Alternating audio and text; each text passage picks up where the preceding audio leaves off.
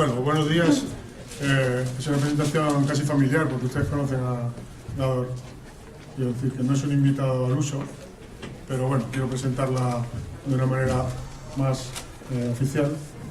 A Gador Luque Martínez, arquitecto por Alcalá de Henares, pero principalmente pues una persona muy vitalista. La conocimos en el viaje a Ámsterdam, nosotros probablemente un poco más que ustedes, y nos descubrió un campo que, bueno, estábamos en aquel momento preparando todo el trimestre de regeneración y nos pareció interesante esta visión un poco transversal de la regeneración que no queríamos dejarla pasar. Es decir, que estamos en una regeneración, nosotros ahora mismo en un trabajo de regeneración, podemos decir que ortodoxo, pero la regeneración como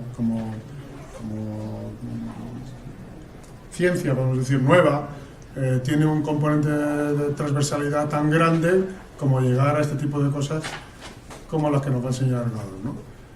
Por otro lado, Gador tiene una experiencia profesional como arquitecto joven que nos parece muy interesante que os comente.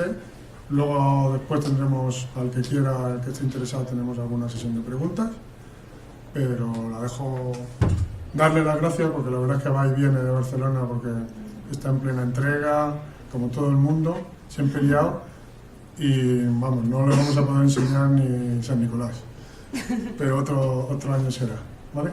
De todas formas, muchas gracias. Gracias. A ver, gracias a vosotros por estar aquí. Espero que os guste, que os inspire. Voy a poner una primera, digamos, un esbozo de lo que ha sido mi trayectoria profesional hasta el día de hoy. Acabé la carrera por aquí por el 2007, pero pues supongo que como vosotros también, pues empecé a trabajar en estudios de arquitectura allá por el 2003, colaborando, o sea, el tercer año de carrera, y luego pues fui yendo, bueno, hice un Erasmus ahí en Milán y ya estuve trabajando en distintos estudios de arquitectura durante la carrera hasta que acabé. Luego fui a Rotterdam, donde trabajé 2 años. De ahí me fui a Tokio, entre Tokio y Barcelona estuve pues casi 1 año. Luego en Pekín 2 años y luego volví a Barcelona, desde donde hace 3 años también estoy yendo y viniendo a Palestina. Toda esta trayectoria que parece, bueno, lo he puesto linealmente, pero realmente no es una línea, son idas y vueltas y son establecido conexiones profesionales y personales que a día de hoy persisten en toda esta trayectoria y que se van activando y desactivando según van surgiendo posibilidades de proyectos. Entonces, bueno, al principio yo hacía una división, ¿no? Que era estudiar, que era trabajar en un estudio profesional, que eran hacer mis propios concursos, pero ya todo esto, a medida que voy llegando al final, ya todo esto está tan fusionado, cosas de cursos de la universidad con vida profesional, con cosas por mi cuenta, que acaba siendo todo un poco experiencia personal, ¿no? Entonces me voy a centrar aquí, en esta parte de aquí, de estos 3 últimos años, y a enseñaros 3 proyectos de Palestina. A la vez estoy haciendo cosas en Barcelona, pero bueno, esto es un poco lo que tira ahora con más fuerza de mi vida profesional, ¿no? Y bueno, el primer proyecto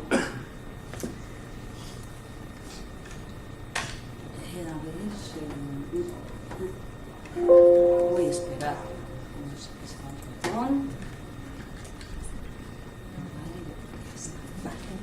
Bueno, pues hago esto. Vale. Bueno, pues este proyecto hace justo 3 años, pues había una posibilidad de hacer una estancia de 3 meses como arquitecto residente en Palestina. Entonces yo, bueno, estaba abierta la posibilidad, yo mandé mi currículum, me aceptaron, entonces me fui, fue todo muy sobre la marcha y me fui para allá, ¿no? Sin saber realmente mucho qué era aquello o Palestina también, ¿no? Entonces, pues estuve trabajando sobre todo en este proyecto de Gaza, y en aquel momento no pude entrar a Gaza, estuve trabajando desde Cisjordania, desde Belén.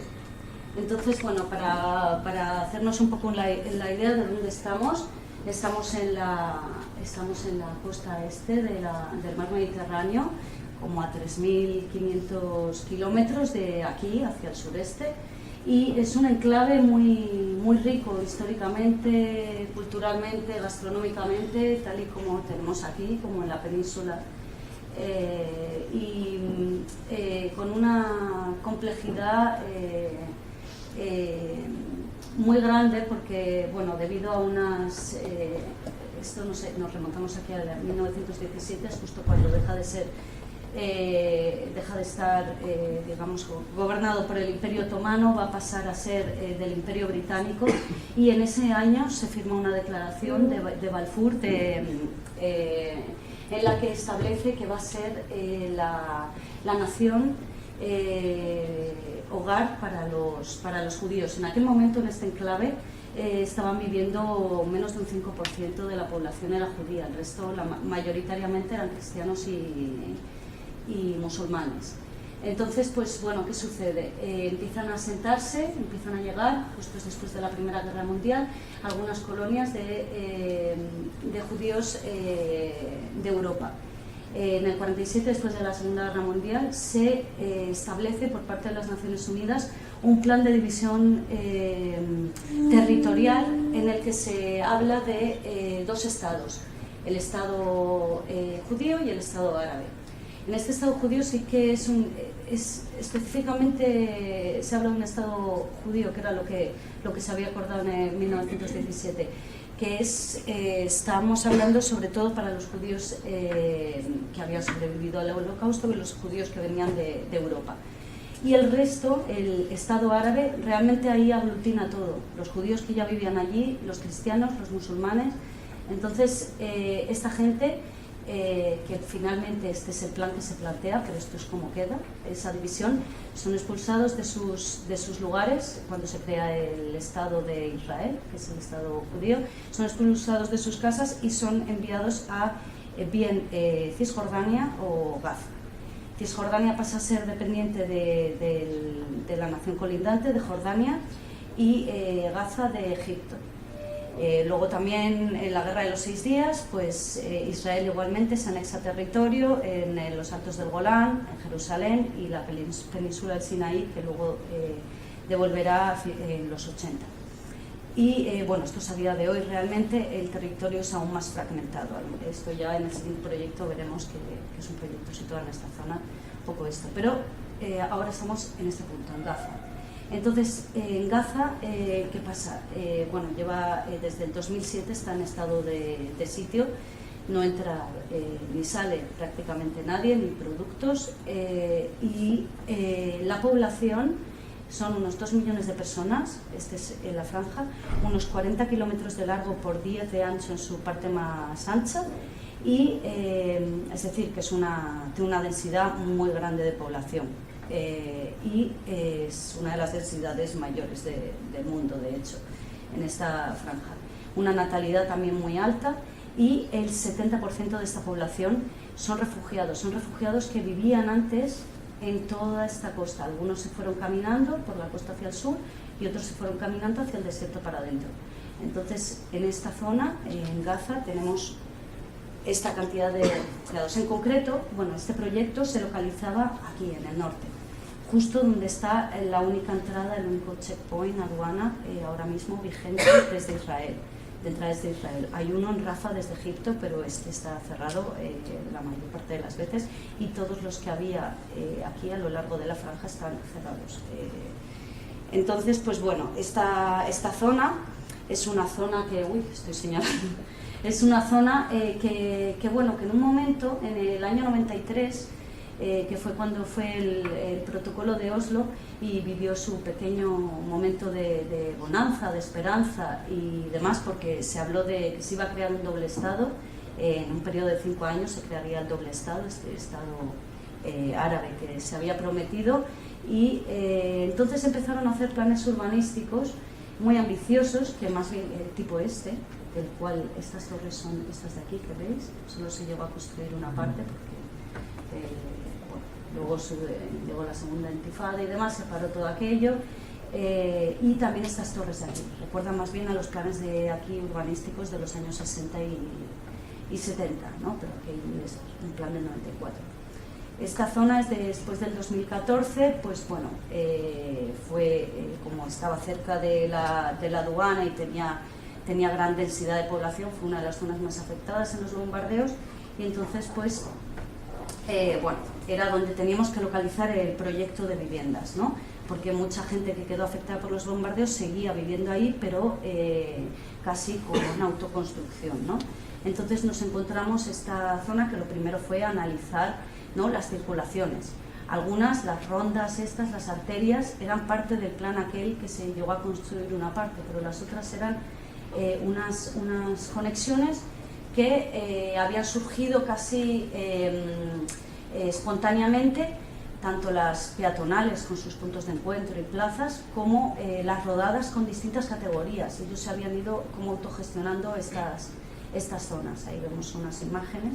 Y en esta lo interesante era como en estas zonas peatonales estos puntos de encuentro se convertían en parques de juegos de niños, por ejemplo esto es un cruce de caminos y demás. Entonces, luego aparte, ¿qué son las tipologías edificatorias que teníamos aquí? Por un lado los dos tipos de torres, ¿no?, que era del plan ese de los 90, y por otro lado las autoconstrucciones, que eran la mayor parte, ¿no?, toda esta zona, Alisba, Alauda y Alnada. Alnada y Alauda son las torres y Alisba es el barrio informal. Entonces este barrio informal también tenía una estructura, ¿no?, que había sido espontánea, pero que de alguna forma respondía a estas necesidades. Iban apareciendo terrazas, edificios irregulares que se agrupaban entre sí, patios, o incluso patios más grandes donde tenían cabras y bueno, unos camellos y demás, ¿no? Y incluso ellos mismos habían hecho sus propias dotaciones, unas clínicas, colegios y demás, ¿no? Entonces, pues eso, bueno, aquí vemos por altura, ¿no? Las zonas más altas eran las torres, pero las zonas más bajas, que son las más pobladas, era la mayor cantidad de terreno. Hay que tener en cuenta que Gaza solo tiene 4 horas de electricidad al día. Entonces, pues bueno, las torres aquellas que eran la gran promesa de futuro y demás, pues el ascensor no funciona.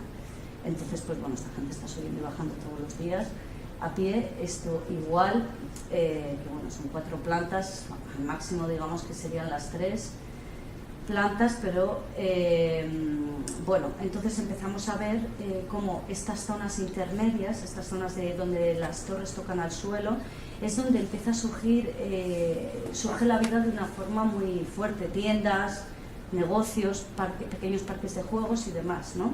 Entonces todo eso era un plan, este era el plan este proyecto estaba financiado por Cooperación Italiana. La idea era, esta línea de puntos, ¿no?, la propuesta inicial era, se va a construir aquí unas torres y aquí unas torres, independientemente de lo que haya ya construido o no. Dejamos las torres que están y probablemente se vuelve a hacer aquel proyecto de los años 90 que se iba a hacer. Pero ¿qué pasa? Que la vida ha pasado, ha ido surgiendo unas estructuras que nosotros reconocíamos como válidas y que decíamos que no se podían tirar. Entonces adaptamos la forma de proyecto a otra y en sí mismos realmente eran tres grupos, ¿no?, donde podíamos edificar, respetando lo ya existente. Porque una de lo que nos imponíamos fuerte en este proyecto era que estas autoconstrucciones tenían igual de validez que esos planeamientos anteriores, porque era un trabajo y un esfuerzo brutal de la gente por haber seguido viviendo allí. Entonces era reconocerles un poco este esfuerzo.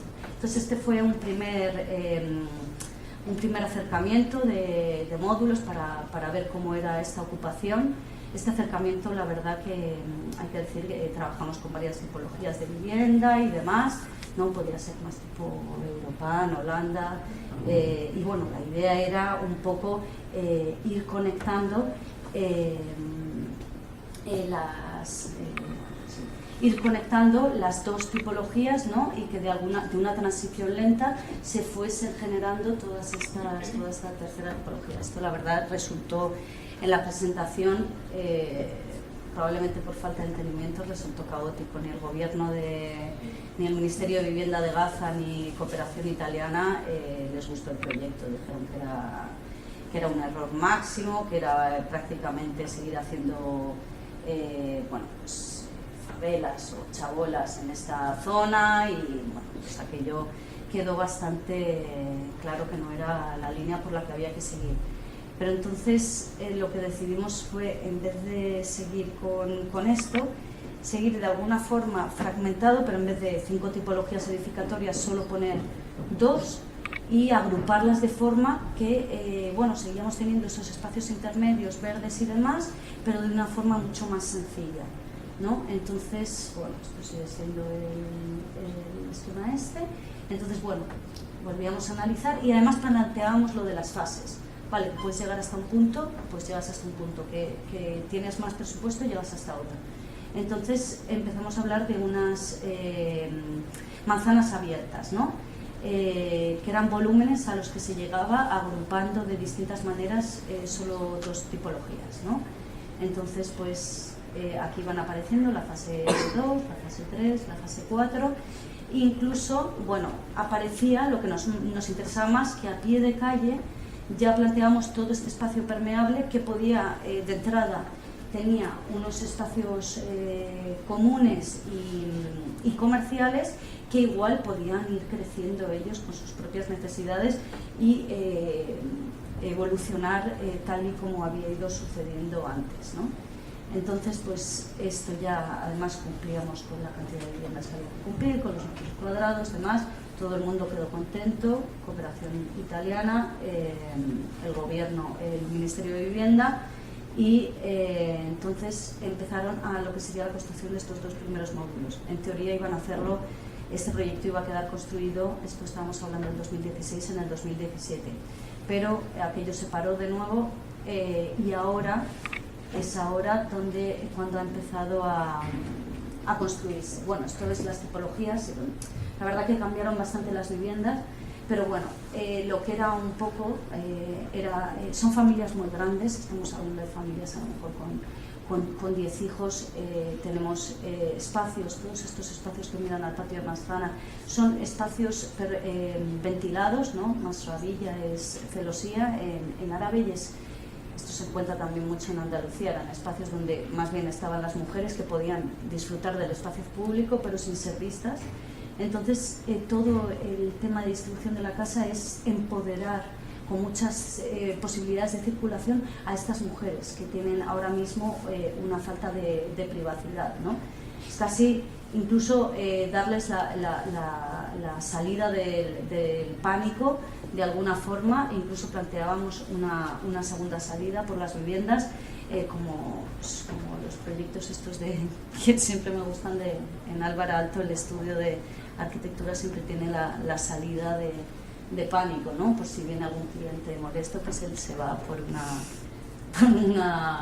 salida secreta. Bueno, pues era un poco esto, ¿no? Conseguir, bueno, realmente estamos hablando de una simplicidad brutal en la construcción, y estas son las viviendas más pequeñas. Igual, planteando también esta posible circulación, siempre el núcleo húmedo y concentrar las instalaciones en un punto para simplicidad, ¿no? Para esas pocas horas de electricidad al día que están acumuladas luego arriba también con placas solares en la cubierta, pues se centre en este nervio, en este corazón de la casa. Y bueno, luego realmente eran espacios, estos espacios son, bueno, ya veis aquí está muy esquemático, luego se hizo el proyecto de ejecución y demás. Y bueno, realmente hay otra cosa que, igual que no pueden entrar y salir personas, tampoco entra ni sale material. Entonces el material que hay principalmente son bloques de hormigón in situ, mucho de él hecho a través de, pues una vez que ha habido demoliciones o bueno, bombardeos, el hormigón que queda se tritura y se vuelve a usar para hacer bloques y demás. Entonces no era tanto qué material usar, sino cómo usarlo, cómo colocarlo, cómo darle otra visión, ¿no? A esta celosía, a estos elementos, ¿no? Entonces, bueno, ahora resulta que ha empezado la construcción de estas tres, de esta primera fase. Entonces, bueno, estuve por aquí hace una semana y media y por aquí tenemos una foto de estos espacios. Como veis, es una construcción bastante, bueno, pues como aquí, un poco en los años 50. Están los encofrados, estos de madera que se van reusando y demás, que además luego se planteaban para reusarlos para los mobiliarios interiores. Y esto veis como aquí son las viviendas a pie de tierra que se van adaptando al terreno, entonces quedan a otra cota y así le da mayor privacidad, ¿no? Y bueno, esto es un poco en cuanto a este proyecto, ¿no? Ahora voy a saltar. Bueno, si en algún momento queréis comentar algo, si no al final podemos siempre volver. Este es un proyecto de una escala muy distinta.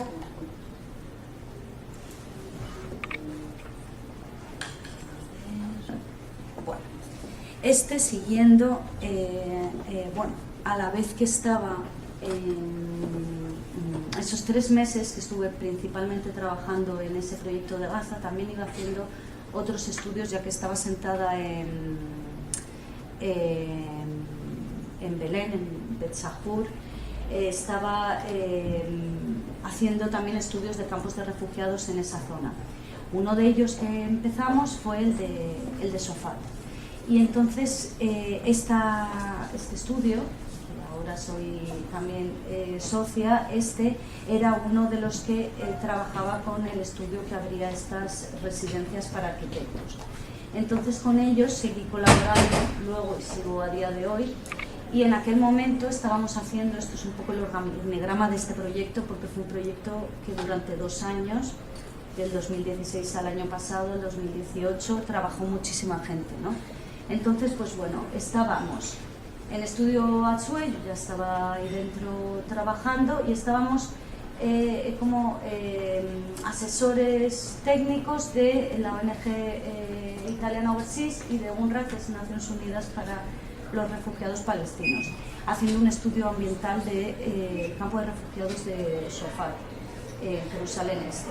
Entonces, pues se abrió un concurso para revitalizar el campo, y como estábamos ya haciendo este estudio ambiental ahí, decidimos unirnos con compañías locales afincadas en el propio campo, pues autónomos, trabajadores de distintas disciplinas que eran residentes también en el campo, y con los que compartíamos unos principios comunes de reciclaje, respeto ambiental y ética social y demás. Entonces presentamos un proyecto que era para generación de espacio público en el campo, y nos dieron el proyecto, ¿no? Entonces, pues desde el principio ya esta gente con la que estábamos unidos eran locales, pero además la meta máxima era convertir este proyecto en un proyecto participativo de la comunidad, que desde el principio, desde el primer momento, la comunidad estuviese participando del proyecto en la fase de diseño y en la fase de ejecución y demás. Entonces el principal centro de la comunidad que participó fue el centro de mujeres, donde se construyó el primer espacio. En concreto, bueno, esta mujer, Gerhard Sneyd, que era la fundadora del Centro de Mujeres, que es una mujer extremadamente resiliente y con mucho talento, y bueno, muy abierta de mente y con muchas ganas de hacer proyectos nuevos, ¿no? Entonces, pues bueno, vamos a mirar un poco el contexto de nuevo.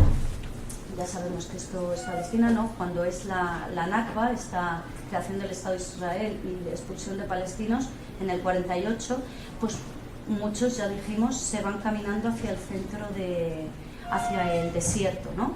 Y se generan los campos de refugiados, que son los más grandes y los más antiguos del mundo, junto con los saharauis. Algunos también se van hacia el norte, hacia Siria, hacia Líbano y bueno, hacia Jordania, ¿no? Todos estos puntos naranjas son palestinos refugiados. Entonces, ¿qué sucede precisamente en esta zona tan conflictiva? Jerusalén. Bueno, pues Jerusalén, en la Guerra de los 6 días, que los palestinos conocen como la Nakba, Jerusalén, Israel se anexiona también territorio que jamás ha sido reconocido por Naciones Unidas como territorio israelí. Este territorio era gran parte del territorio en Jerusalén Este, donde ahora, por ejemplo, la embajada americana se va a hacer también, bueno, está la embajada americana para Israel, y los Altos del Golán, ya hemos dicho, ¿no? Entonces, en este territorio, por ejemplo, esta es la línea verde del acuerdo del 48, donde era la separación del Estado árabe aquel y el Estado judío. Y la línea roja es el muro, donde se ha ido construyendo muro. ¿Por qué se ha ido construyendo muro ahí? Porque estos son territorios anexionados por Israel donde hay colonias. También igualmente hay colonias por toda Cisjordania, pero estas de aquí son las más conflictivas porque, bueno, Jerusalén es la que claman todos como capital. Entonces, ¿dónde está Shuafat? Precisamente aquí. Shuafat, cuando el protocolo de Oslo en el 93, todos los campos de refugiados palestinos pasaron a ser regulados por la autoridad palestina, excepto este, que quedó en un limbo, precisamente porque estaba en este territorio de sí, ¿no? Entonces, Naciones Unidas, UNRWA, era el que más o menos gobernaba y organizaba este campo de refugiados, ¿no? Este campo de refugiados es este, ¿no? Rodeado por 3 asentamientos ilegales israelíes y el muro que los separa, ¿no? Este campo tiene 50 años, no tiene 70 como los otros, porque este se originó después de la Guerra de los 6 días. Tiene un área de como 1 kilómetro cuadrado y una población de alrededor de unos 50.000 habitantes. Es decir, es muy denso, es uno de los más densos, de hecho. Entonces, bueno, ya no estamos hablando de tiendas de campaña, que era lo primero que se instaló, son edificios de hormigón de 3 a 5 plantas, bueno, es de gente que principalmente estos refugiados provenían de Jerusalén, de Hebrón y de otras zonas que se anexionó Israel durante la Guerra de los 6 días. Eran principalmente urbanitas, burgueses, gente que tenía pues sus pequeños palacetes en Jerusalén o lo que sea, vinieron aquí obligados, sin tener relaciones unos con otros. Entonces al principio hubo una tensión máxima y hubo muchas peleas también.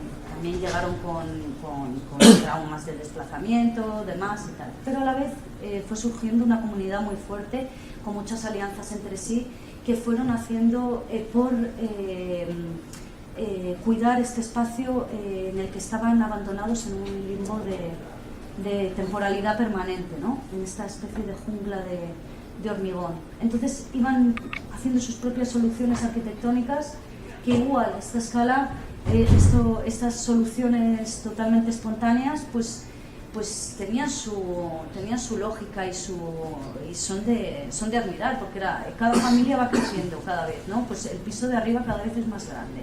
Y bueno, y hay calles, esta es una calle así, pero hay otras calles en las que ya son túneles, porque se han ido uniendo las viviendas, entonces pues ya arriba las terrazas se van conectando, ¿no?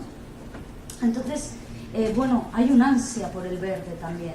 Esta gente eran urbanitas, pero tenían sus patios, sus jardines, sus plazas, y llegan aquí entre tiendas de campaña con poco espacio, y ahora es todo hormigón, pero ellos quieren su pequeño espacio verde, y como este espacio hay tantos otros, ¿no?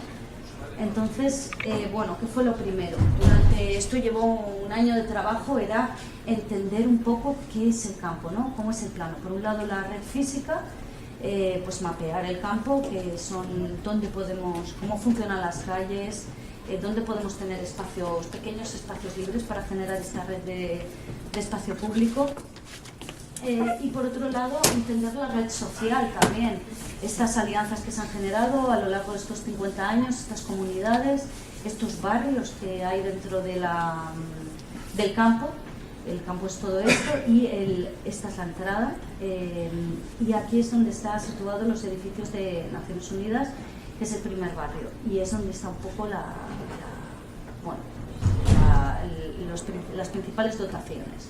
La clínica, el colegio de chicas, el colegio de chicos, el centro de mujeres, en fin, estas cosas. Entonces fue ir entendiendo un poco todo este mapa. Al final llegamos como a una especie de red potencial de espacios públicos con distintas categorías, en las que unos podían ser espacios digamos nodriza y otros espacios secundarios que iban a ir igualmente. La idea era que en la construcción se generase un taller en sí mismo y se pudiesen reproducir, la red se pudiese reproducir casi libremente, espontáneamente, como se habían ido sucediendo todas las cosas en el campo, pero con unos valores, basándonos en unos valores principales de, área verde, que era lo que faltaba, área de descanso y de tranquilidad, y empoderar a la población más desfavorecida, mujeres, niños y ancianos, ¿no? Entonces lo primero fue el centro de mujeres que decíamos, ¿no? Y era los espacios, siempre habíamos estado mirando espacios que fuesen cruces de caminos o incluso cubiertas que ya no fuesen a ser construidas más y que fuesen lo bastante sólidas como para poder soportar un parque. En este caso tenemos esta terraza, ¿no? Que son unos 300 metros cuadrados, ¿no? La mitad de la terraza en el centro de mujeres. Entonces esta terraza tenía la posibilidad de conectarse bien a través del edificio, como se usaba, bien a través de otra terraza, que era precisamente el cole de niñas, y a través de la calle. Entonces, principalmente era empoderar a las mujeres de todas las edades, pero también con el hecho de provocar esta conexión a diferentes horas del día se podían usar diferentes usos o diferentes situaciones, ¿no? Entonces, la planta se planteaba muy sencilla, este es el núcleo, y se consolidaba un poco el núcleo, apoyándonos en el núcleo, porque era un presupuesto también bajo, usando el propio núcleo de comunicación. A un lado era la habitación más ventilada, la habitación seca, la otra la húmeda, ¿no? Con cocina, baño y este taller más en seco. Espacios que pudiesen ser de huerto urbano y demás, y de clases al aire libre, ¿no? Entonces, era un poco, aquí se planteaba un poco el posible programa y cuánta gente cabía y demás. Entonces, que para hacer este programa, para llegar a eso, fuimos haciendo talleres con las propias mujeres del centro. Ellas mismas, al verse incluso al verse con este poder, al principio costó porque no estaban acostumbradas a poder decidir, pero luego empezaron ya a proponer cada vez más cosas y fue con ellas que llegamos a este programa anterior que hemos mostrado. Y acabamos construyendo este espacio, que igualmente se construyó con su participación. Entonces, para el espacio, como veis, en la materialidad nos sucede lo mismo, no tenemos disponibilidad de muchos materiales, lo que hay es lo que hay, principalmente bloque de hormigón, las tablas que se usan para encofrar el hormigón, palos de escoba, telas, hay algunas cosas de metal, esto es dentro del propio campo.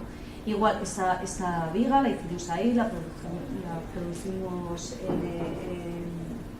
en el lugar, fue un poco esta la idea, la apertura y luego y luego posteriormente se fue usando ya, eran las mujeres un poco las líderes del espacio y esto fue bastante, la inauguración pues fue un evento muy apreciado.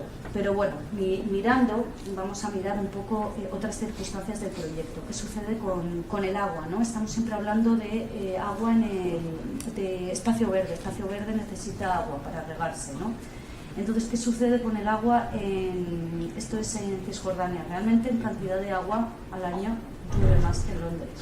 Lo que pasa es que este agua cae toda en 2 meses, principalmente en invierno, y va al subsuelo. Este subsuelo no es propiedad de Palestina, este subsuelo forma parte del control israelí, que ellos controlan y llevan para sus asentamientos dentro de la propia Cisjordania, y controlan la salida o no de agua para tanto los campos de refugiados como los pueblos y ciudades de Cisjordania. Entonces tenemos una falta de agua. De hecho, según la Organización Mundial de la Salud, tendríamos que tener un consumo de 100 litros por persona por día. Esto se entiende para ducharse, para todas las cosas. Aquí no llegan a 70 y en cambio los colonos tienen 200 por persona. Entonces, claro, el agua era en sí, desde el principio, un tema a tratar en estos espacios, ¿no? ¿Y qué es el agua? Por un lado, el agua de la red, que viene conectada a la red. Esto es un sistema que hacían ellos. ¿Por qué estos tanques de propileno? Porque el agua llega con tan poquita cantidad, tan a cuentagotas, que ellos lo que van haciendo es almacenarlo en tanques en la cubierta, y así luego cuando cierren el grifo siempre va a haber presión suficiente para que dé agua al edificio y bueno, que dure lo que dure el tanque, ¿no? Y por otro lado, bueno, entonces había que pensar en esto, en la posición de los tanques de agua y cómo protegerlos, y la recolección del agua ambiental, porque ¿qué pasa? Que el resto del año, solo 2 años llueve, pero el resto del año hay condensación. ¿Por qué? Porque hay una diferencia de temperatura muy grande entre el día y la noche, y entonces se produce condensación de agua que se puede recolectar. Y se puede recolectar, podrían ser bastantes litros al día, y se podría usar efectivamente para el riego. Entonces estuvimos viendo, para este punto estuvimos igualmente haciendo talleres, con las propias mujeres que estaban súper dispuestas a hacer, pues a coser, a tejer, a hacer maquetas, a probar qué estructuras podíamos usar para recolectar este agua. Y finalmente llegamos a esta estructura que construimos conjuntamente, y que la idea es construir esto junto con la gente, porque de esta forma pueden ser capaces de modificarla si se daña, o de incluso reproducir esta tecnología en otros espacios del campo. Entonces, pues bueno, esto acabó siendo un poco el símbolo del espacio, y bueno, la gente lo sigue reproduciendo en sus lugares, incluso con variaciones. Respecto a la otra, bueno, esto parece como un poco simple, ¿no? Que es lo de los tanques de agua. Los tanques de agua se almacenan en la cubierta, pero ¿qué pasa cuando entran los militares israelíes al campo, que entran bastante a menudo? Donde disparan precisamente es a los tanques de agua. Entonces, esto teníamos que tenerlo en cuenta. Era una parte que no estaba ni siquiera escrita en el proyecto, y que nos costó convencer a los promotores, a la ONG y a Naciones Unidas, porque no era una parte que ellos veían primordial del proyecto, era como un extra, ¿no? Entonces, pues nosotros no solo es que lo pusimos como parte del proyecto, sino que lo pusimos como lo primero que se construyó del proyecto, proteger estos tanques, ¿no? Entonces, bueno, quedó un poco el espacio así. Este fue en su momento, luego las plantas fueron creciendo. Esto es desde la terraza del cole de niñas, y bueno, la idea era esta, ir haciendo verde esta jungla de hormigón, ir reproduciendo esta red. Llegamos a construir 2 espacios más, se fue haciendo más, pero ¿qué pasó? Que justo cuando la administración Trump declara que Jerusalén es la capital de Israel, igualmente retira la subvención a UNRWA, a Naciones Unidas. Esto suponía los 2/3 del presupuesto, y por tanto en este proyecto y tantos otros quedaron parados. Entonces, además, este campo, que estaba regido por Naciones Unidas, pues ha quedado igualmente en un limbo y el plan es convertirlo, absorberlo por los 3 asentamientos colindantes, demolerlo y que sea un solo asentamiento. Pero esto es este proyecto.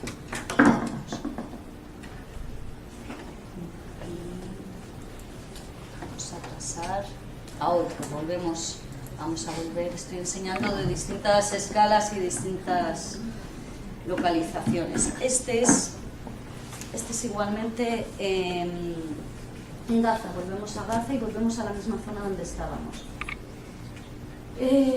Esta zona, este es un proyecto que está en curso a día de hoy. Está en curso y se está, así como el otro de las torres que estábamos viendo, que se está construyendo y que bueno, ya pertenece al Ministerio de Vivienda de Gaza y Cooperación Italiana y no podemos ya interferir, a lo mejor posteriormente en los espacios que se generen y demás. Este era el espacio extra que se suponía que tenía que construirse más torres, ¿no? Pero dijimos que no, que concentrábamos aquí y entonces esto se quedaba libre. Y se quedaba libre porque teníamos ya la idea en ese momento de poder hacer un parque urbano.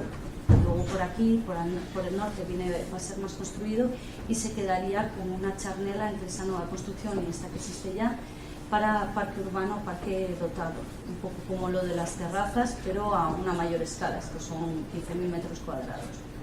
Entonces, es un parque que vemos, tiene al sur, esta calle sur es por aquí arriba. Entonces tiene un desnivel de 3 metros aquí, pero aquí en este lado tiene un desnivel de hasta 7 metros, ¿no? Entonces, este parque además encontramos que cuando entramos, en principio se consideraba un espacio plano, estaba cerrado, no podíamos acceder. Se consideraba un espacio plano, no solo no era plano y tenía estos desniveles, sino que además tenía unas características muy distintas por franjas, ¿no? Entonces, en principio teníamos que hacer lo que fuese aquí, vale, dijeron no hacéis torres, pero lo que fuese aquí en todo esto. Dijimos, ya, pero es que no es todo igual, aquí hay ya unas estructuras que aparecen, ¿no? Esta primera zona era un vertedero.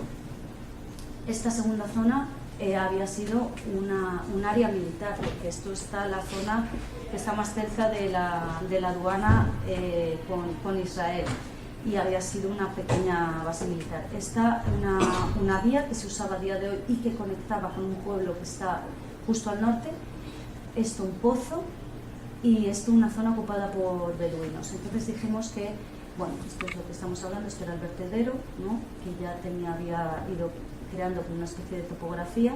Esta es la antigua zona militar que había creado una plataforma y bueno, esta es la carretera aquí y el pozo que estaba en uso, aunque no era potable el agua, pero se podía hacer a lo mejor un proyecto para el pozo. Entonces dijimos que realmente nos centrábamos en estas dos zonas. Nos centramos en estas dos zonas para hacer el parque, reduciéndose a 11.000 metros cuadrados, porque igualmente a este proyecto también le había afectado la cooperación italiana en Naciones Unidas, también había afectado la casi desaparición de UNRWA. Entonces estaba solo cooperación italiana y el presupuesto se había también reducido. Entonces pues nos centramos aquí y dejamos lo otro, el pozo y la zona ocupada, para un futuro proyecto. Entonces esta zona por ahora está planteada de esta forma, ¿no?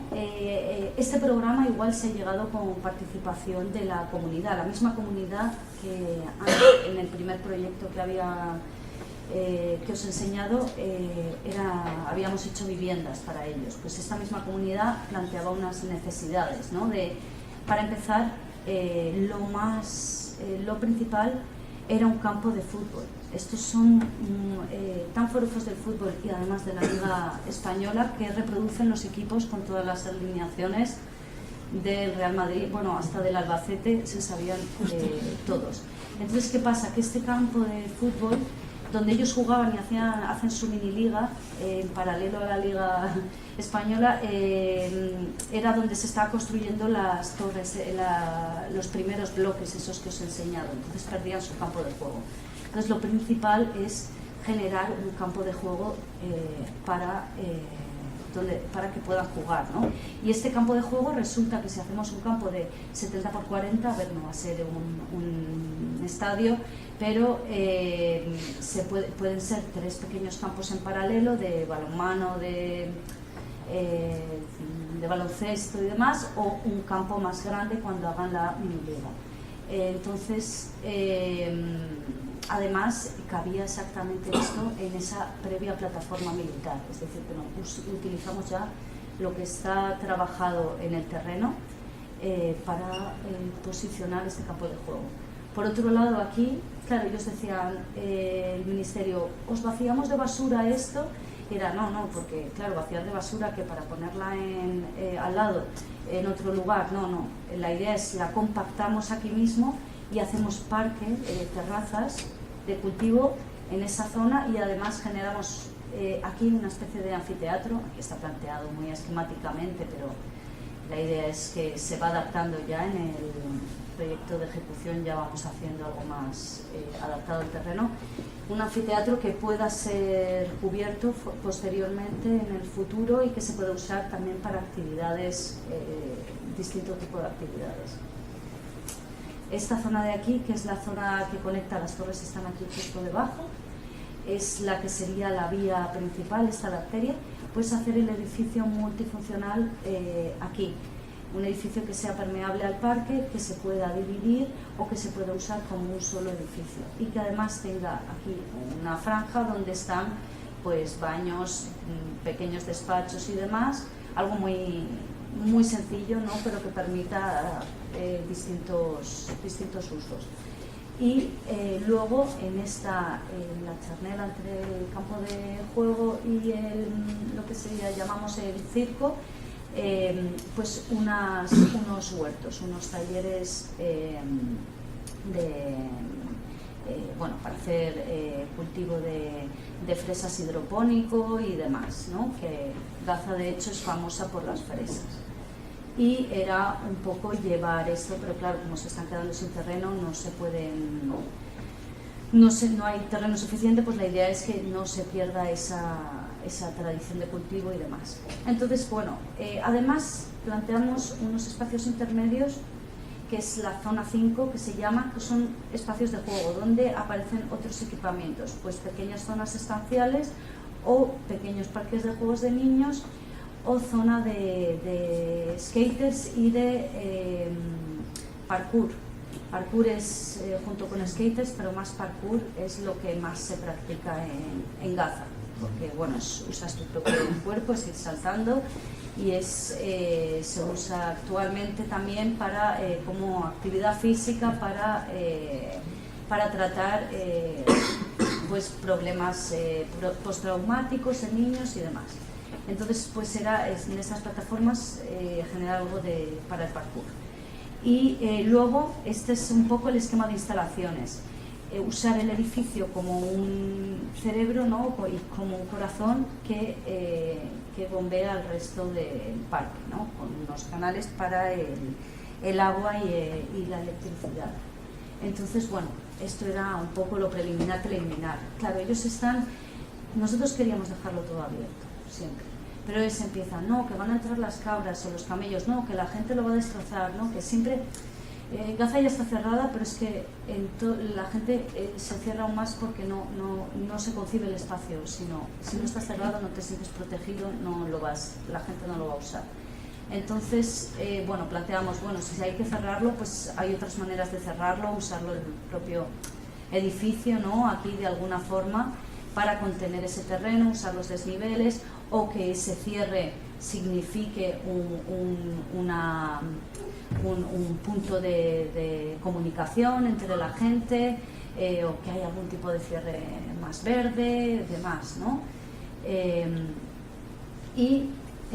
Luego hablábamos de estos espacios, ¿no? ¿Qué pasa entre que bajas de un espacio a otro? Pues que se generen estos espacios donde te da la sombra, árboles y demás, pero además te puedes sentar a ver el partido.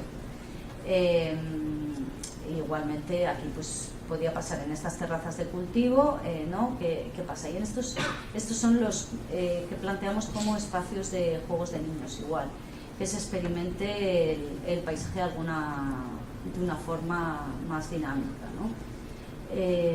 Bueno, esto realmente ha cambiado ya bastante, pero aquí sigue estando muy conceptual, pero aquí vemos un poco las secciones del terreno, ¿no?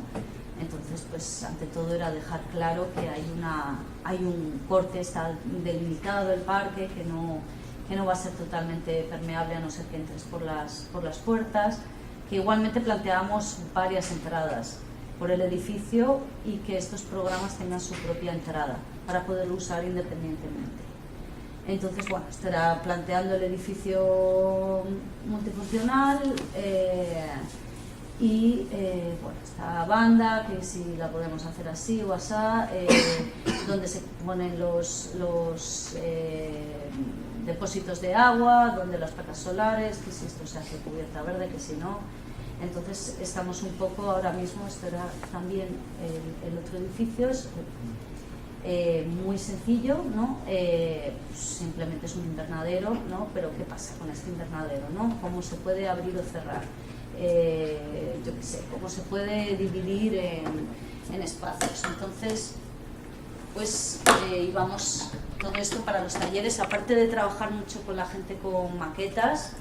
Desgraciadamente no tengo fotos de esto.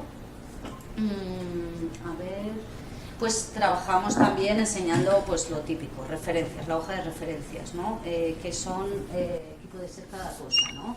¿Cómo podemos hacer participar un espacio con residuos? ¿Cómo podemos autoconstruir de distintas maneras, ¿no? Entonces, pues bueno, era un poco en este punto estamos, ¿no? Cómo puede ser invernadero, cómo se puede abrir o cerrar, pues mostrando este tipo de cosas igualmente, qué tipo de cultivos podemos usar, reciclando, ¿no? Cómo pueden ser estos cerramientos, esto ya comentábamos, o incluso estas contenciones, cómo las podemos hacer, ¿no? Que sean más amables. Y ante todo es tener también una idea de esto, de cómo se puede gestionar este proyecto, ¿no?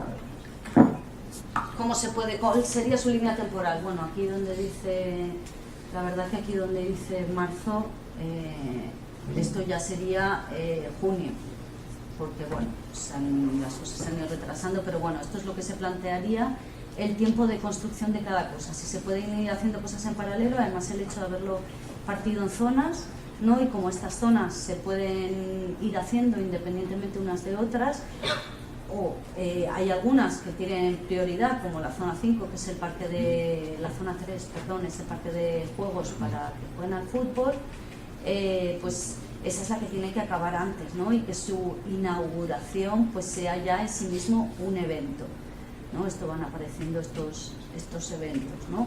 Y estas partes participadas con tanto las universidades de Gaza como la población, la comunidad, estamos viendo de hacer estos talleres para poder hacer, pues como son las zonas de descanso, ¿no? Como son estas zonas de pérgolas y como son estos paisajes de juego de niños, ¿no?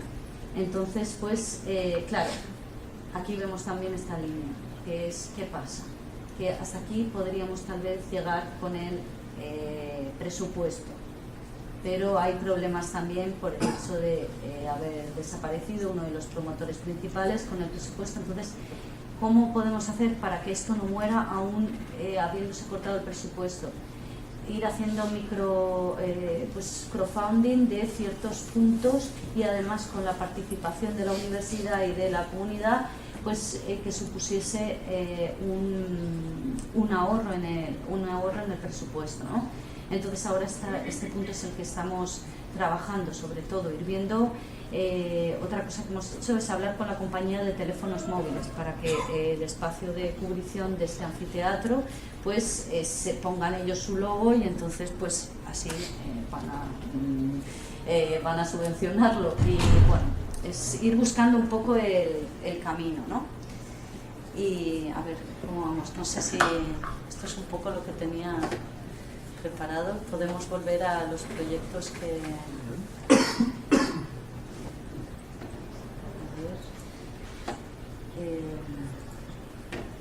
no sé si queréis plantear alguna pregunta o algo más en detalle de algún... Porque de este último, por ejemplo, es un tema... Este espacio es un tema de... Bueno, que cualquiera de ellos son talleres en abierto, digamos, que no porque se esté en la fase de ejecución es que ya va a ser así sí o sí, porque, bueno, dada la zona que es, con las alteraciones que tiene, pues hay que estar preparados para dar siempre una opción B, opción C, opción D, y que no mueran los proyectos por el hecho de tener una interferencia, un conflicto, que es ya lo que sucede ahí. Entonces... A mí me interesa en el parque, bueno, en general, da la sensación de que vuestros equipos están compuestos no solo por el diseño, sino también por la ejecución. O sea, en el equipo también hay constructores. Sí, bueno, esto como es por ONGs y bueno, los promotores, digamos, ellos exigen que sea concurso en abierto una vez presentamos el proyecto ejecutivo. Entonces nosotros proponemos también, porque a la vez que vamos haciendo el proyecto de ejecución vamos consultando tecnologías existentes, materiales disponibles y demás. Entonces luego se presenta, se publica el proyecto de ejecución y varios constructores optan a él. Pero siempre seguimos con una supervisión del proyecto de ejecución. No va en el equipo inicial. No va en el equipo inicial y no puede ir, o sea, por ley no puede ir. ¿Ese concurso lo organiza la ONG? Estos concursos, a ver, lo que pasa es que, digamos, los fondos principales vendrían de Naciones Unidas, por ejemplo, o de cooperación italiana y tal, pero ellos no adjudican a consultores en concreto, tienes que ser una ONG. Entonces ahí aparecen las ONGs, hay un montón de ONGs que son las que reciben las que se presentan al proyecto. Una vez se presenta el proyecto, estas ONGs no tienen perfiles técnicos y contratan a los técnicos, que ahí es cuando entramos nosotros como consultores técnicos. Entonces lo que pasa esto al final es una cadena bastante... Bueno, a ver, en muchas ocasiones es como lo del teléfono escacharrado, no llega toda la información o hay información que se pierde por el camino o igual pasa con el presupuesto y demás, pero bueno, como asesores técnicos nuestra meta es que se construya. O que el proyecto siga, o que el proyecto evolucione en otra cosa. Entonces, por eso, desde el primer proyecto, por ejemplo, el de las torres, ¿no? Que ¿no? Era, vale, vamos a hacer,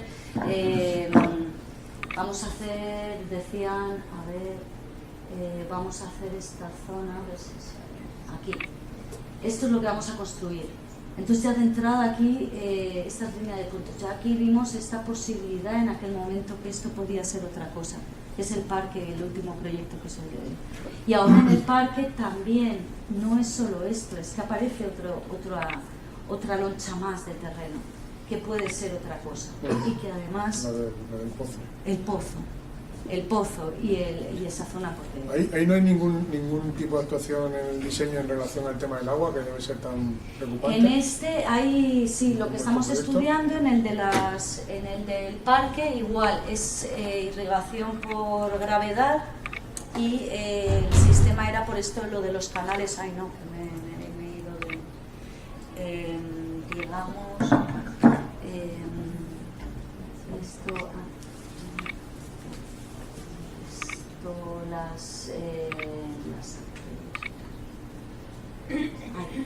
ahí.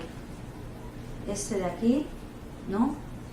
Este es un poco, viene el sistema, ¿no? Aquí este es el punto captador de sol, principal recolector, pero igual ahí estamos viendo como aquí cuando hay estas lluvias intensas, por ejemplo, estas lluvias intensas que sea este punto y el anfiteatro, este punto, el parque de juegos, el campo de fútbol y el anfiteatro, el punto de los dos sumideros de recogida principal de agua, para luego usarla el resto de años. ¿Depósitos debajo? Sí. Y a la vez el edificio tiene su propio...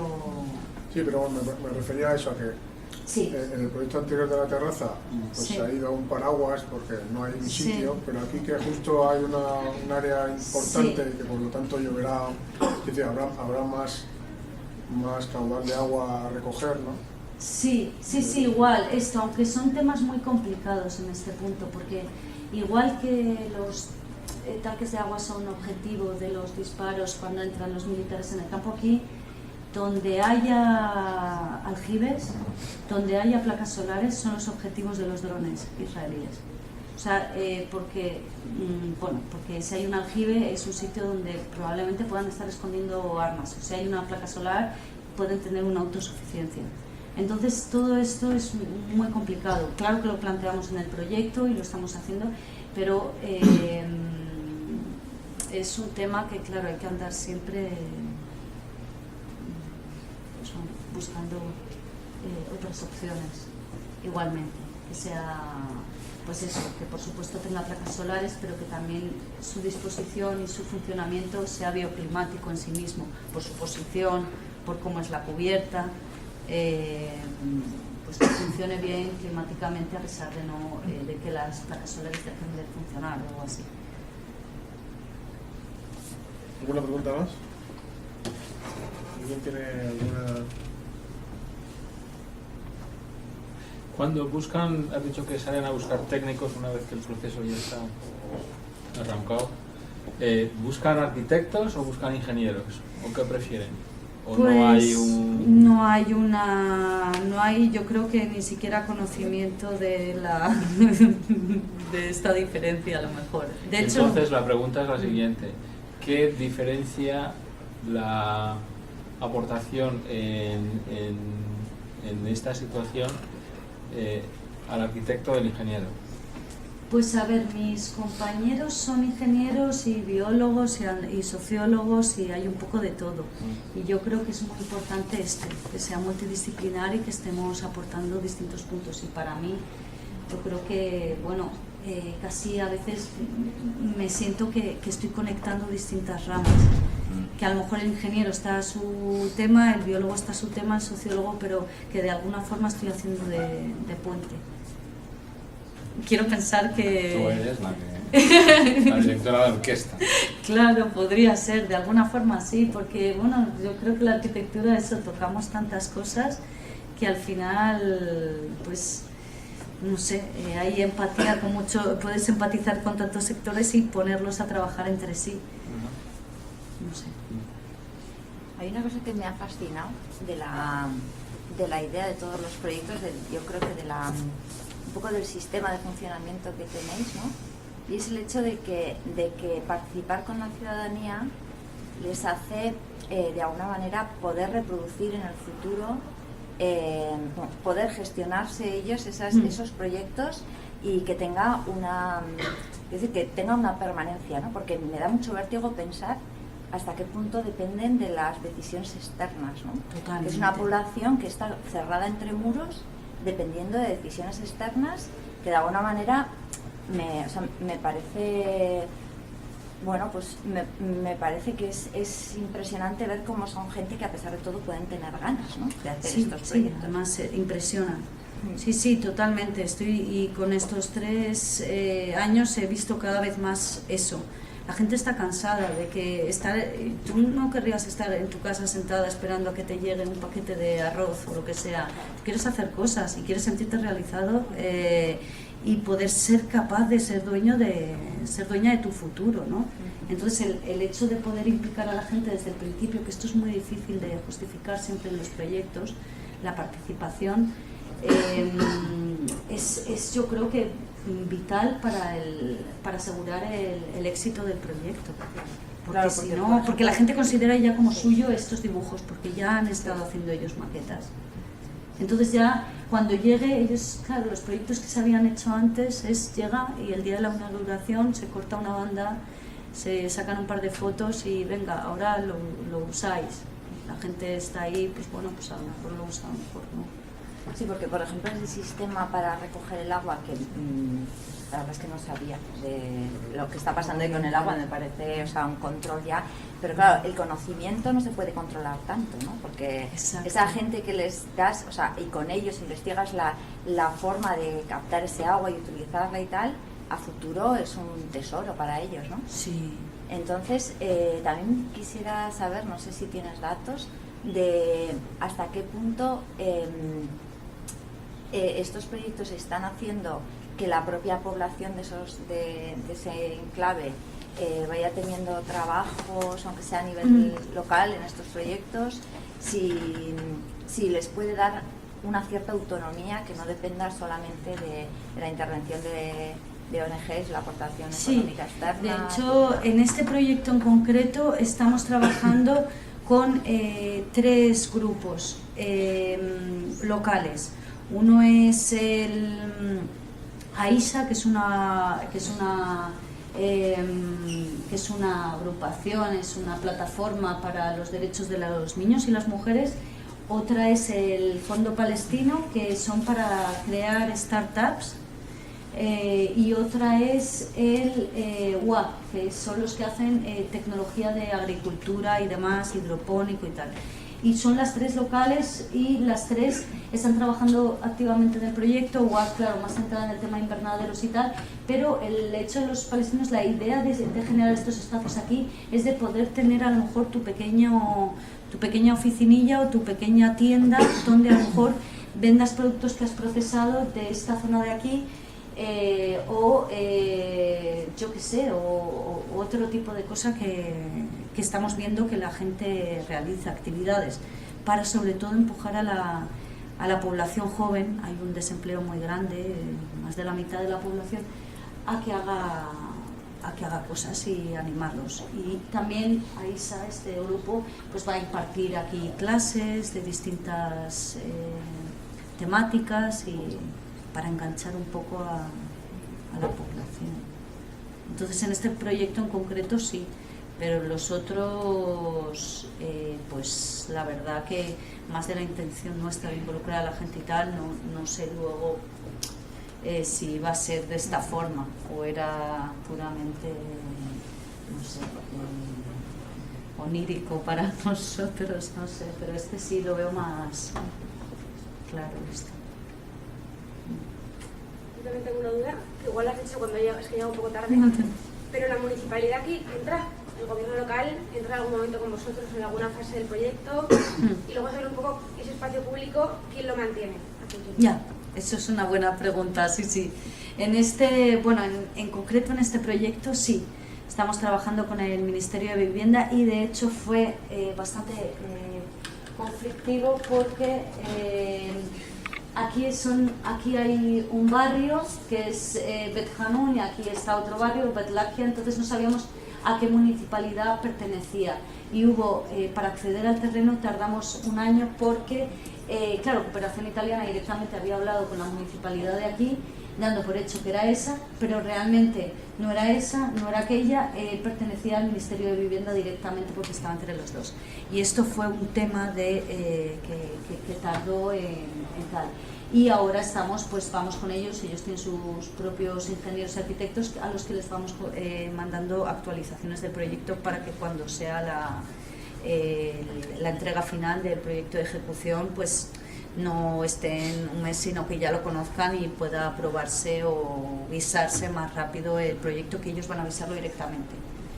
Entonces sí, en este caso sí, y además luego ¿quién lo mantiene? Pues por esto estamos haciendo este proyecto también con la municipalidad. Este proyecto, la meta es que sea autogestionado por la población, por esto el interés y el énfasis en que estén participando en el proyecto desde ya y que estos 3 grupos, el grupo de las mujeres, de los trabajadores palestinos y el de los cultivos, que impartan talleres de autogestión igualmente.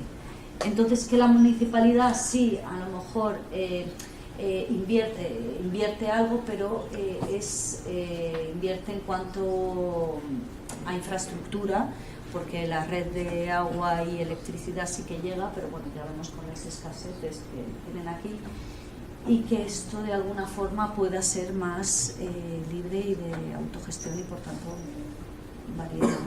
Yo siento que llegar a algún sitio en el que la cobertura de agua no llegaba. Entonces, Sí.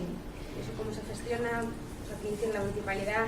¿Llega con la infraestructura? O sea, ¿se implica la municipalidad cuando entra un proyecto de ese tipo? ¿O cómo se gestiona? Sí, en este caso, bueno, tenemos la suerte de que está el pozo al lado.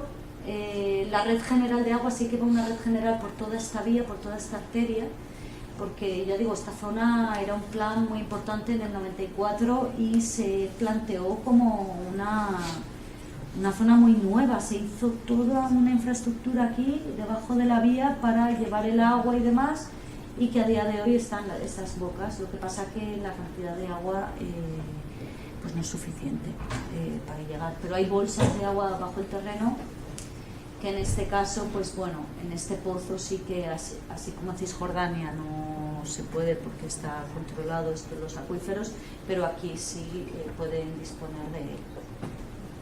Entonces... Y luego tengo una pregunta, a ver si sabes, o sea, que esto es una actuación muy pequeña, puntual en algún sitio. ¿Hay algún tipo de estudio o a nivel general que se traten todo, pues, no sé, un poco a nivel territorial de estos problemas, no solamente a nivel local en un proyecto concreto, sino que sea un poco una estrategia territorial de mejora, de integración? ¿De la estrategia territorial de que de...? O sea, de campos de refugiados, es que al final es una cosa que pasa que no es solamente, bueno, pues igual en momentos una comunidad concreta puedes llevarle agua genial, pero es que a nivel, o sea, son problemáticas que en otras ciudades son mucho mayores, ¿no? Y saber un poco si a nivel territorial existe por parte de la municipalidad un interés de poder integrarlo, de mejorarlo, o simplemente dejar que entre ONGs y que cada una trabaje. Ya, bueno, es un tema muy complicado, porque bueno, en Gaza son el 70% de la población, son casi todos refugiados, y en Cisjordania es también un porcentaje alto, pero no sé, no llega tanto. Y en Cisjordania aquí van por la autoridad palestina. En Cisjordania más por Fatah, y aquí, bueno, Hamas, y sí que tienen intención, claro, aquí es que en Gaza es su población, son todos. Entonces, pues sí, el gobierno de Hamas está enfocado a esta integración, pero porque es que es la mayor parte de la población. Entonces los recursos que hay, que llegan, que son pocos, están distribuidos igual para unos y para otros. Y en el otro lado, a ver, el problema es que son precisamente donde están los campos de refugiados, son las zonas más densas donde se concentra la mayor parte de la población. Entonces, pues la red que ya es la red de agua, por ejemplo, o electricidad, que ya es insuficiente, pues tiene que abastecer a muchos más en un punto determinado. Entonces, claro, hay muchos cortes, hay muchos tal, y no llega a poder cubrirse todo. Intención probablemente la hay, pero está ya un tema muy... Sí, y es solo realmente lo de UNRWA, que era bastante importante, pues ahora mismo ya prácticamente ha desaparecido por el tema de que le han retirado la financiación. Entonces están un poco alejados, es una... no sé, pero también eso sorprende muchísimo, porque hasta cuándo sigue la gente luchando por seguir y por continuar, ¿no? Ellos, vale, no quieren estar aquí, quieren volver, pero siguen viviendo y siguen haciendo cosas y siguen resistiendo. Entonces, esto, no sé, no sé si he respondido tu pregunta. ¿Y la participación ciudadana es algo a lo que responden fácilmente o en un inicio les cuesta? Porque imagino que será difícil ganarse su confianza, ¿no? Sí, un montón. Este proyecto, bueno, es que tanto este proyecto como el otro, yo llevo desde que empecé a trabajar en Palestina, son 3 años. Y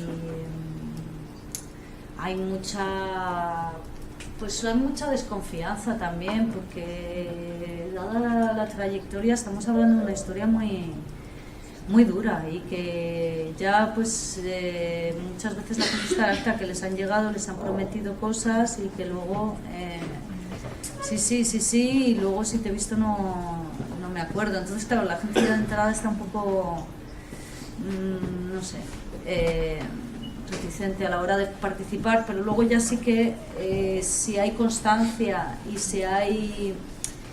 si dedicas tiempo, también son como hacer las formas. No sé, es que hay muchas cosas, por ejemplo, que era cuestión de sentarse, tomar un té y hablar y dedicar un tiempo, no ir de pasada con un coche sin sacar ni siquiera la cabeza por la ventanilla porque va a pasar algo. No, es que la gente no te va a hacer nada. Y a mí me decían, es que en el otro campo de refugiados donde lo de las terrazas, es que la gente me decía, es que no somos animales. Digo, no, ya sí, no, pero es que están acostumbrados a que la gente ni siquiera para y ni siquiera baja. Entonces, por ejemplo, en ese campo, cuando propusimos lo de la red de espacio público, dijeron, es que la gente no participa. Hicimos unas encuestas y participó el 90% del campo. Entonces fue como, bueno, no participa o no quieres saber que participa, porque sí que hay participación y sí que la gente quiere cambiar las cosas, pero también tienes que ser capaz de ir y preguntar, ¿no? No sé. Muy bien, bueno pues... Hay una pregunta. No, perdón. En el interior de los edificios de viviendas planteabais unas plazas como espacio público y eso cómo gestionáis el tema porque incluso aquí el tema de los espacios intermedios nocturnos por la noche que no es público pero no es privado, cómo se gestiona eso en una zona además tan complicada. Ya, ¿cómo se gestiona? Bueno, estos sí que eran esos espacios, la complejidad es eso, que no estén vallados. Sí, esto sucede, pero si se iban asignando para cada zona, para cada manzana y de alguna forma estaba delimitado, sí que se entendía. Ahí por la noche realmente nadie está en la calle, además que no hay luz ni nada y la gente está durmiendo, o sea, realmente no hay peligrosidad. Entre ellos no hay ningún peligro. No, es que peligrosidad, vamos, más, no sé, en cualquier otro lugar que hay, realmente no es peligroso. El caso es que es verdad que se tenga cura de ese espacio, que no se tire basura a ese espacio y que no se convierta en un vertedero.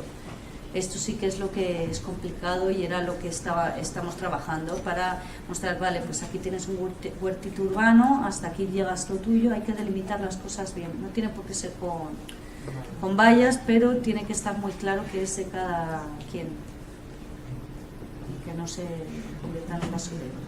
En ese proyecto parece que ha sido una oportunidad perdida la primera propuesta, ¿no? Yo creo que hay una lección ahí de que probablemente, no sé, yo creo que, no sé si de nosotros esta mañana, no, con alguien, o sea, no saber contar bien los proyectos desde el principio, tienen el peligro de enconarlos, ¿no? Claro, la administración, nos tenemos que dar cuenta de que ha dicho un par de veces, al final lo que ha hecho ha sido colocar dos tipos, ¿no? O sea, si eres muy claro en la hora de la propuesta, la gente que tienes enfrente no siempre es profesional, ¿no? Entonces, una propuesta en la que, bueno, creo que todos hemos investigado en este sistema que intenta gestionar un poco la estructura de la que viene, ¿no? de volúmenes, que probablemente hubiera sido más, al menos a mí me parece más interesante, ¿no? Y que cae de un plumazo pues por culpa de no explicarlo bien, ¿no? Yeah.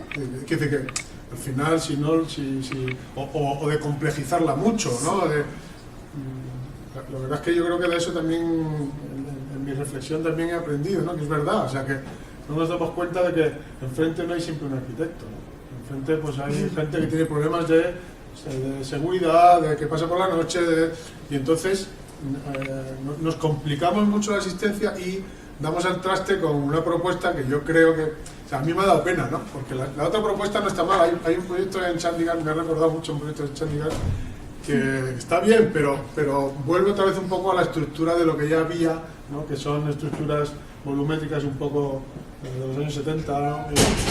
que hablan más de una urbanización que no es la que parece que podía ir aquí, ¿no? Aquí casi se está volviendo a emplear las cubiertas verdes que planteas en el ejercicio anterior y parece que hay como un sentido de comunidad que yo creo que en un campo de refugiados creo que está más que solventado. O sea, seguro que la comunidad funciona mejor que en el cuarto B o en el edificio de tu campo. Y es verdad que da un poco pena, ¿no? Pero bueno, son oportunidades perdidas que por eso decía que yo creo que... Bueno, yo creo que hemos visto muchas cosas. Sin saberlo, todo el tema de la participación ciudadana que Esperanza ha inyectado este año en Vena, creo que está claro que se ha visto la necesidad, ¿no? en cualquier ámbito, teniendo cuidado de lo que es, ¿no? Yo creo que durante todo el curso estamos haciendo hincapié, cuidado que no es hacer encuestas, sino en cada sitio, pues en un momento, en un sitio es un TEC, en otro sitio es ver qué espacio tiene, qué necesidades tienen. A lo mejor no se trata todo el rato de si te gusta o no te gusta, ¿no? Y yo creo que eso ha sido interesante también y que transversalmente ha aparecido. Y por lo demás, pues me parece que trabajar en un sitio así me parece tan increíble que parece mentira, ¿no? Me sorprendió cuando decía, no, cuando llevo a los proyectos a avisar, ¿no? ¿Cómo llevas a avisar un proyecto en Gaza, no? Pues se visa ya. Habrá un señor por ahí con un sello, digo yo, porque no tiene pinta de hablar colegio de arquitectos, ¿no? Entonces, es una estructura así, esta especie de trastorno de reformación, ¿no? Total. Pero bueno, por lo demás está muy bien, me gusta mucho. Muchas gracias. Gracias.